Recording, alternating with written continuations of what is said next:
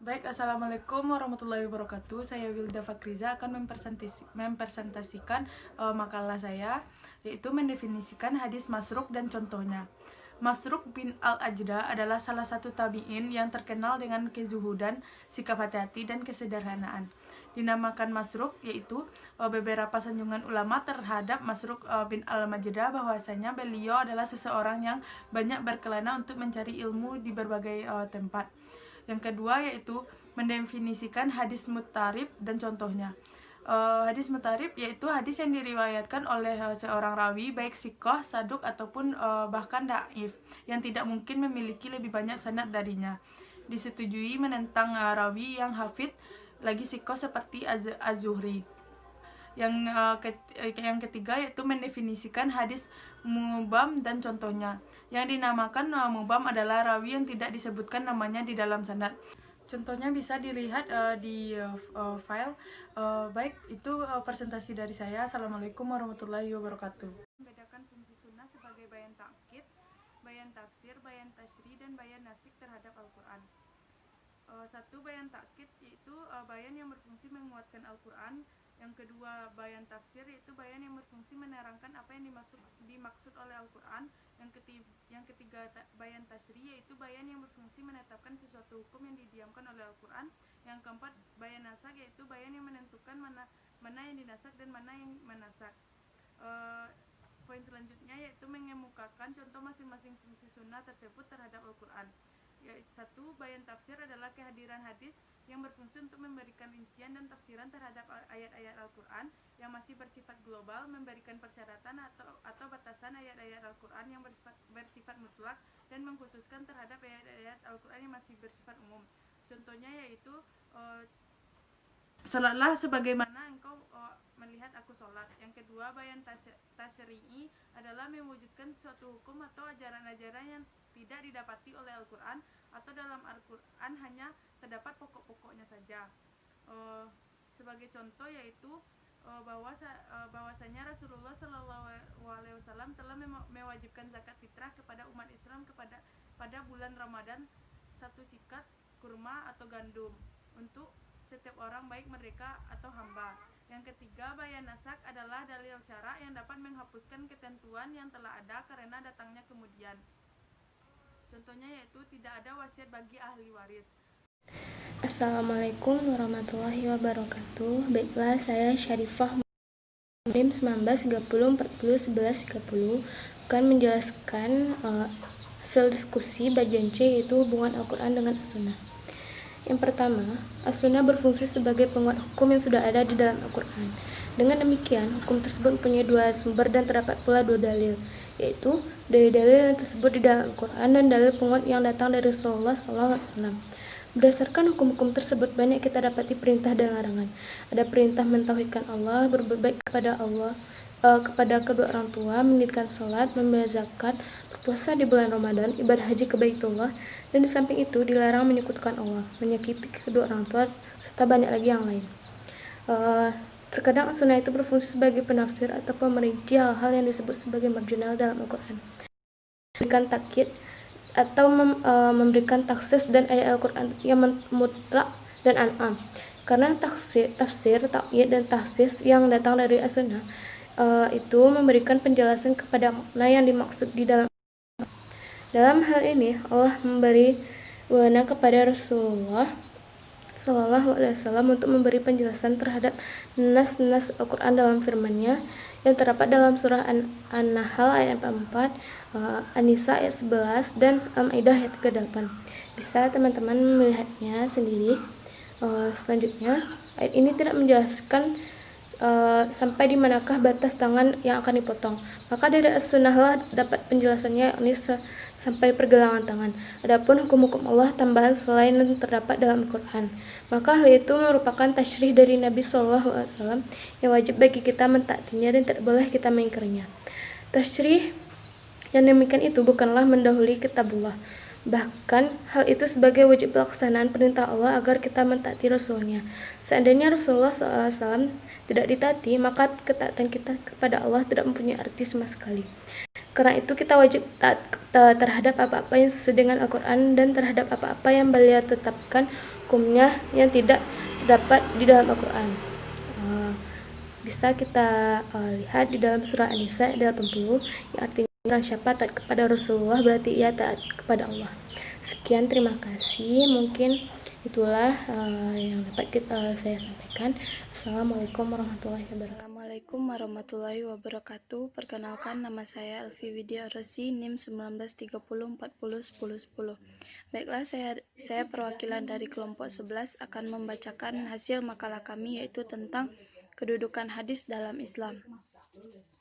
Yang pertama, dalil nakli dan dalil akli tentang kehujahan sunnah. Dalil nakli merupakan dalil-dalil yang berasal dari nas langsung, yaitu Al-Quran dan Al-Sunnah.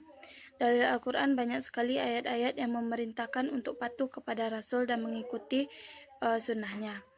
Perintah patuh kepada Rasul berarti itu adalah perintah mengikuti sunnah sebagai hujjah. Dalilnya antara lain yaitu yang pertama, surat Ali Imran ayat 32, surat An-Nisa ayat 80, surat Ali Imran ayat 179. Selanjutnya adalah dalil-dalil akli. Jumhur ulama mengatakan bahwa as-sunnah memiliki kedudukan kedua setelah Al-Quran.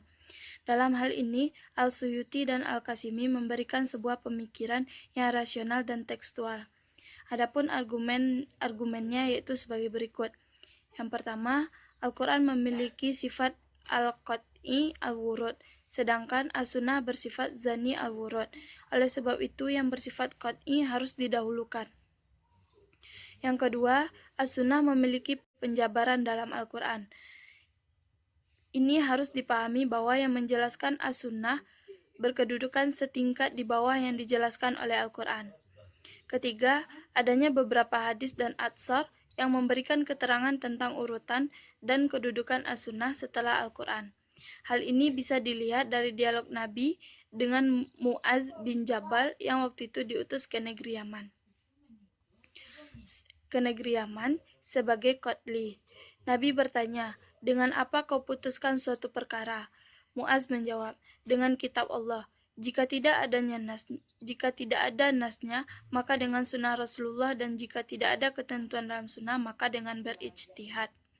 Keempat, Al-Quran berasal dari Allah, sedang sunnah atau hadis berasal dari Nabi utusannya. Maka selayaknya segala sesuatu yang berasal dari Allah itu lebih tinggi kedudukannya dibandingkan sesuatu yang berasal dari hambanya. Yang B, fungsi sunnah sebagai bayan terhadap Al-Quran dan bayan takkid, bayan tafsir, bayan tashri', bayan an-naskah terhadap Al-Quran. Fungsi sunnah terhadap Al-Quran menetapkan hukum yang terdapat di dalam Al-Quran bertujuan untuk menunjukkan bahwa masalah-masalah yang terdapat di dalam Al-Quran dan sunnah itu sangat penting untuk diimani, dijalankan dan dijadikan pedoman dasar oleh setiap muslim. Menempati posisi kedua setelah Al-Quran, sunnah memiliki fungsi sebagai bayan atau penjelas atau penafsir yang dapat mengungkapkan tujuan dan maksud-maksud dalam Al-Quran. Adapun penjelasan-penjelasan hadis terhadap Al-Quran adalah diantaranya yaitu yang pertama, bayan al-takrir. Bayan al-takrir disebut juga dengan bayan. Selanjutnya, para ulama mengartikan bayan al-nasakh ini banyak yang melalui pendekatan bahasa, sehingga di antara mereka terjadi perbedaan pendapat dalam mentakrifnya. Menurut ulama mutaqidimin, bahwa terjadinya nasak ini karena adanya dalil syara' yang mengubah suatu hukum meskipun jelas, karena telah berakhir masa berlakunya serta tidak bisa diamalkan lagi.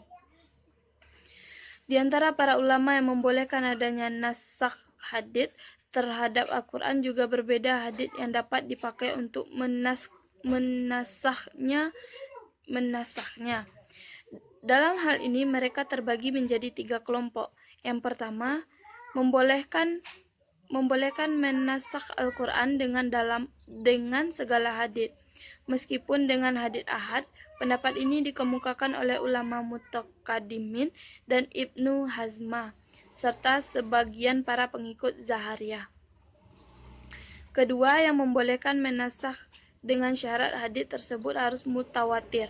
Pendapat ini diantaranya dipegang oleh Mu'tazilah. Ketiga, ulama yang membolehkan menasakh dengan hadits mansyur tanpa harus dengan hadits mutawatir. Pendapat ini dipegang oleh ulama Hanafiyah. Yang C, status sunnah dikaitkan dengan berbagai fungsi yang disandang Nabi Muhammad. Saya Nama Husni dengan NIM 1930401093 akan memberikan penjelasan mengenai kedudukan hadis, yaitu pada poin dalil akli serta fungsi sunnah terhadap Al-Quran dan fungsi sunnah terhadap bayan. Yang pertama yaitu pembahasannya mengenai dalil akli yang menunjukkan kehujahan sunnah. Jumhur ulama menyatakan bahwa sunnah memiliki kedudukan kedua setelah Al-Quran.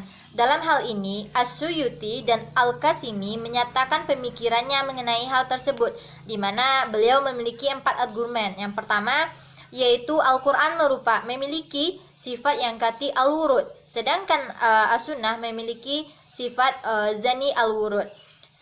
Sementara maka oleh sebab itu, yang bersifat kati al-wurud harus didahulukan.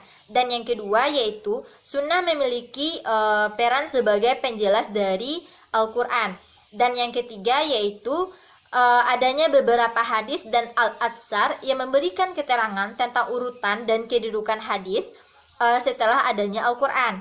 Dan yang keempat yaitu Al-Quran berasal dari Allah Subhanahu wa Ta'ala, sedangkan hadis berasal dari hamba atau utusannya. Selanjutnya pada poin D, yaitu saya akan membahas mengenai fungsi sunnah sebagai bayan terhadap Al-Quran, di mana fungsinya yaitu sebagai penjelas terhadap Al-Quran itu sendiri, di mana penjelasnya atau tambahan terhadap Al-Quran ini tentunya pihak penjelas akan memberikan peringkat setelah adanya pihak yang dijelaskannya, yang intinya teks Al-Quran merupakan pokok dari asalnya itu, sedangkan sunnahnya sebagai penjelasnya terhadap isi yang terdapat di dalam Al-Quran ini. Selanjutnya kita masuk kepada fungsi sunnah terhadap bayan. Ada 4. Selanjutnya kita masuk kepada fungsi sunnah terhadap bayan. Ada 4. Yang pertama, bayan al-takri, bayan al-tafsir, bayan nasik, dan bayan al-tashrik. Yaitu yang pertama pada bayan al-takri, di mana pada bayan ini kita membahas tentang fungsi bayan ini merupakan untuk mengokohkan, menguatkan apa yang disebutkan di dalam Al-Quran. Dan yang kedua yaitu pada bayan al-tafsir, di mana pada bayan ini berfungsi sebagai untuk memberikan penjelasan hadis terhadap ayat-ayat Al-Quran yang ada di dalamnya dan untuk perinciannya lebih lanjut. Dan yang pada bayan al-tafsir ini terdiri dari 3 bagian. Yang pertama adanya bayan dari tafsil, yaitu bayan ini yang akan merincikan tentang ayat-ayat mujmal. Dan yang kedua adanya bayan at-takkid, yaitu di sini bayan tersebut berfungsi untuk mentakidkan ayat-ayat yang mutlak. Dan yang ketiga adanya bayan al-takhis, yaitu di sini bayan tersebut akan mengkhususkan ayat-ayat yang bersifat umum. Dan yang ketiga yaitu adanya bayan al-tashrik, di mana bayan ini yaitu berfungsi sebagai penjelas dari tashrik yang berupa pengadaan, mewujudkan atau menetapkan suatu hukum atau aturan syarat yang tidak ada di dalam Al-Quran. Dan yang terakhir yaitu adanya bayan nasik, yaitu yang berfungsi sebagai untuk menghentikan hukum yang telah lewat keberlakunya atau telah lewat berlakunya. Dan untuk mempermudah teman-teman semua dalam memahami materi yang saya sampaikan, di sini saya memaparkan pada bagian yang fungsi sunnahnya terhadap bayan-bayan. Semoga teman-teman seperti ini. Ini yang pertama, ini yang kedua, ini yang ketiga, ini yang keempat. Dan yang kedua memiliki rincian lagi 1, 2, dan 3. Dan untuk penjelasan lebih lanjut teman-teman bisa melihatnya pada makalah. Sekian dari saya. Saya Tiki Trifonda akan melanjutkan makalah dari kelompok 11 tentang pembahasannya yaitu hadis musasaf dan muharraf. Mendefinisikan hadis musasaf dan muharraf. Definisi hadis musasaf yaitu secara etimologi salah membaca, salah mengeja maupun salah mengucapkan. Secara terminologinya yaitu para ulama muhaddisin pada mulanya tidak membedakan antara keduanya tersebut. Akan tetapi ulama khilaf seperti Ibnu Hajar mendefinisikan bahwa apabila ada apabila dalam hadis tersebut terdapat perubahan huruf disebabkan perubahan titik dengan tetapnya bentuk tulisan, maka itu disebut musasaf. Contohnya telah disebutkan di makalah. Selanjutnya definisi hadis muharraf, yaitu hadis muharraf. Selanjutnya definisi hadis muharraf. Muharraf adalah hadis yang berbeda dengan hadis riwayat lain karena perubahan baris kata, sedangkan bentuk tulisannya sama. Dan contohnya telah disebutkan di dalam makalah. Selanjutnya penjelasan tentang urutan hadis dhaif. Berat, yang pertama itu berat atau ringannya kedaifan hadis ditentukan oleh yang pertama martabat rawi yang ada dalam sanad, yang kedua martabat sanad itu sendiri, yang ketiga martabat matan. Selanjutnya menurut jumhur ulama, yang pertama hadis maudhu, yang kedua hadis matruk, yang ketiga hadis mungkar, yang keempat mu'alaf, yang kelima muadraj, yang keenam maklub, yang keenam mutarib. Sekian wabarakatuh. Saya Diol Rahmi, berasal dari kelompok 9 dengan NIM 1930402020. Baiklah, saya akan membacakan materi tentang struktur hadis, pola periwayatan hadis, dan generasi periwayatannya. Yang pertama itu struktur hadis. Hadis Nabi merupakan sumber ajaran Islam kedua setelah Al-Quran. Sebagai umat Islam, kita harus menggunakannya sebagai acuan dalam menjalani hidup. Hadis merupakan sesuatu yang disandarkan kepada Nabi. Untuk itu, kita harus meneladaninya seperti Al-Quran. Namun, banyak dari terjadinya permasalahan mengenai hadis. Hal ini diakibatkan banyak hal, antara lain penghimpunan hadis yang memakan waktu yang lama. Tidak seluruh hadis yang banyak dan beragam dengan metode penyusunan dan beragam pula.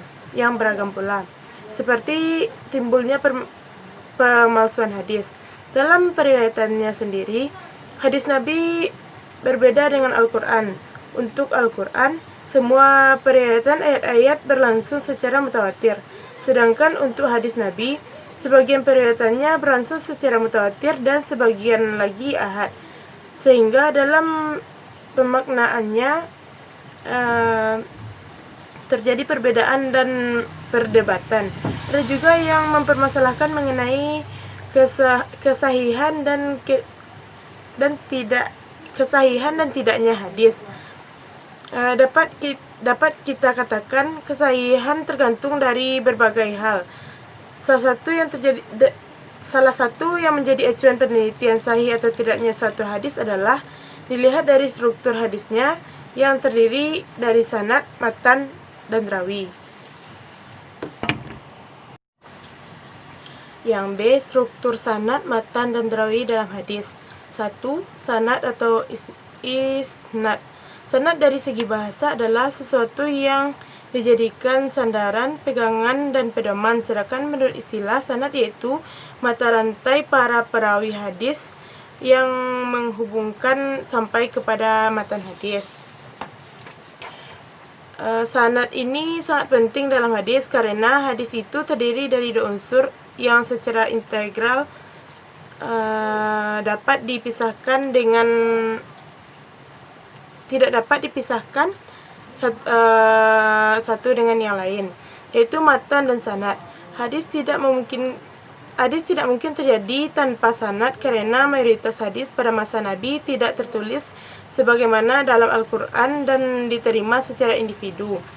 Yang kedua itu matan. Kata matan atau al-matan menurut bahasa berarti keras, kuat, sesuatu yang tampak dan yang asli. Dimaksudkan dalam konteks hadis sebagai matan, kemudian diberikan syarah atau penjelas yang luas oleh para ulama.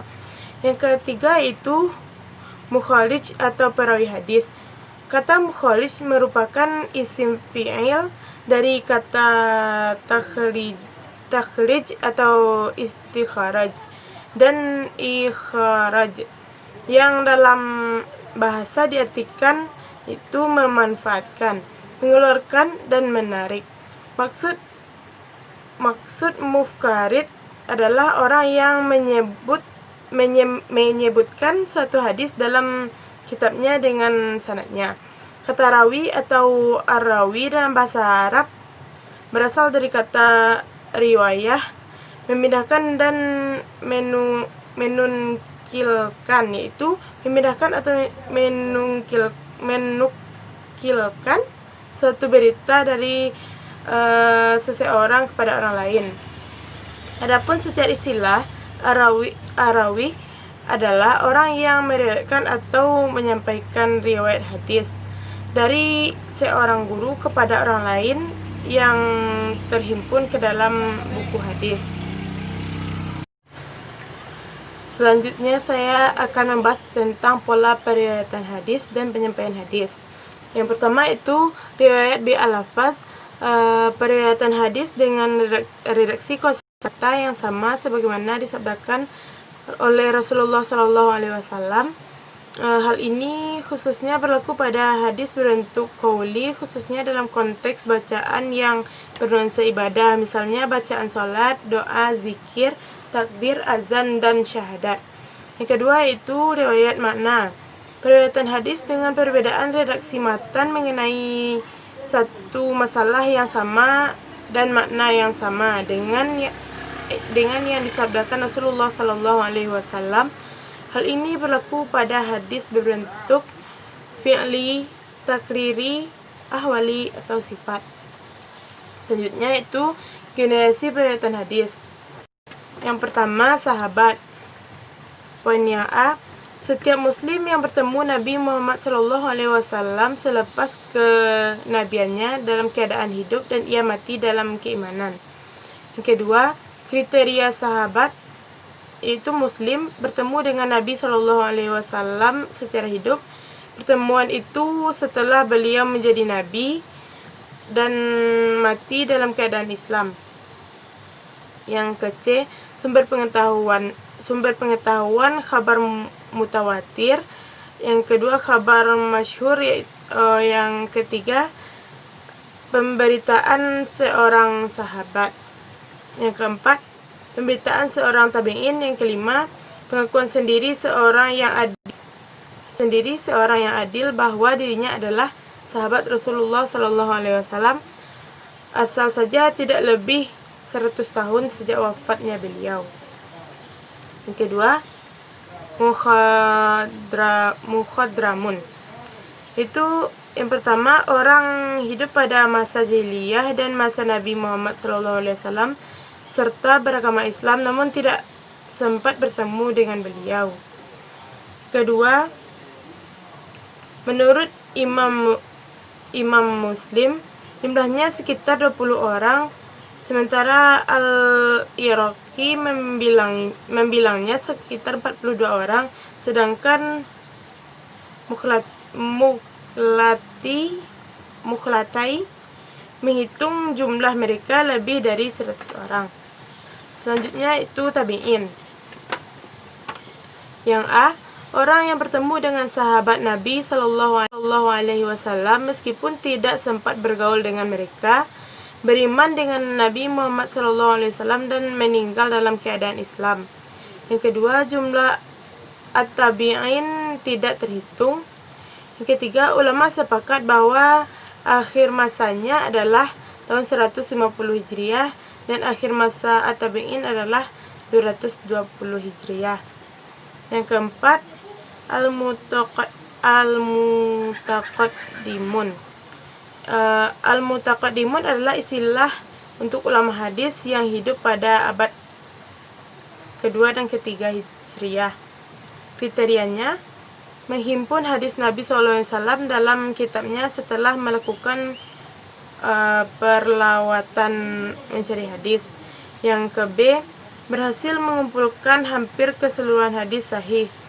Yang ke C, di antara ulama mutaqaddimun yang berhasil menghimpun hadis dalam kitab mereka adalah Ahmad ibnu Hanbal. Selanjutnya itu al-mutaakhirun. Itu merupakan istilah untuk ulama hadis yang hidup pada abad keempat Hijriah, pasca tahun 300 Hijriah dan seterusnya. Kriterianya itu menyusun kitab hadis dengan mengutip hadis-hadis yang telah disusun oleh ulama mutaqaddimun. Lalu mereka meneliti sanad-sanadnya dan menghafalnya. Yang ke-B, sedikit sekali di antara mereka yang melakukan perlawatan mencari hadis. Mungkin hanya itu hasil presentasi saya pada kali hari ini. Apabila ada salah dan janggal saya mohon maaf, mungkin banyak kurangnya, namun teman-teman semua bisa lihat dari makalah yang telah saya paparkan. Sekian, terima kasih. Assalamualaikum warahmatullahi wabarakatuh.